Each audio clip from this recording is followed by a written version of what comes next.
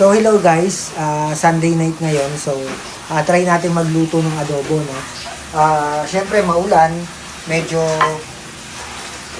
masama yung panahon, kaya may time tayo ngayon, di tayo nakaalis. So may time tayo para pagluto yung ating family, no. So syempre, dahil Filipino tayo, mahilig tayo sa adobo, kaya yung lulutuin natin. Try natin ha guys ha, huwag kayong kayong mareklamo. So try lang muna natin tingnan natin kung magugustuhan nila. Okay? So, ayan. Nood lang kayo. So, pine-prepare na natin yung mga gagamitin natin sa pagluluto. Meron tayong sibuyas, may bawang, at kung ano-ano pang ingredients para maluto natin yung ating paboritong adobo. Meron tayong sibuyas, merong bawang, may chicken. So, meron pa yung mga ibang ingredients, no? So, mamaya na lang kapag, So, yan, naka-ready na rin yung lutuan natin.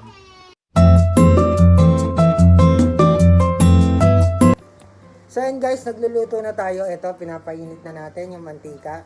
Pero habang nagpapainit kasi kinakalong-kalong natin si Colleen kasi nga naiyak. Tapos ito pang isa kong anak, ang kulit talaga.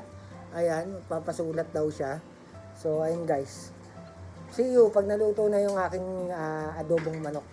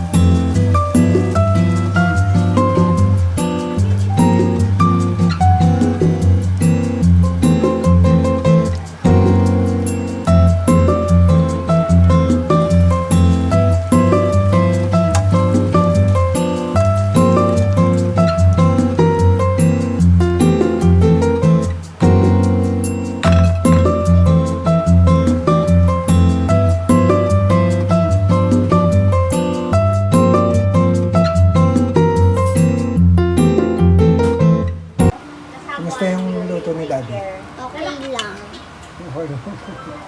When you had to have someone, all they need is love. No, you can't. I know. Ikaw, mami, kumusta Only yung you luto? and your love can help them grow inside. And now, you make a splash and a Yung sparkle anak ko, kumusta yung amoy? with Hatchimals Alive. Hatchimals Kumusta Alive yung makes splash amoy? by set Ha? addition Gusto mo yung separately. amoy? Lalo na guys, pag may ganito, nako, sarap nga na yan.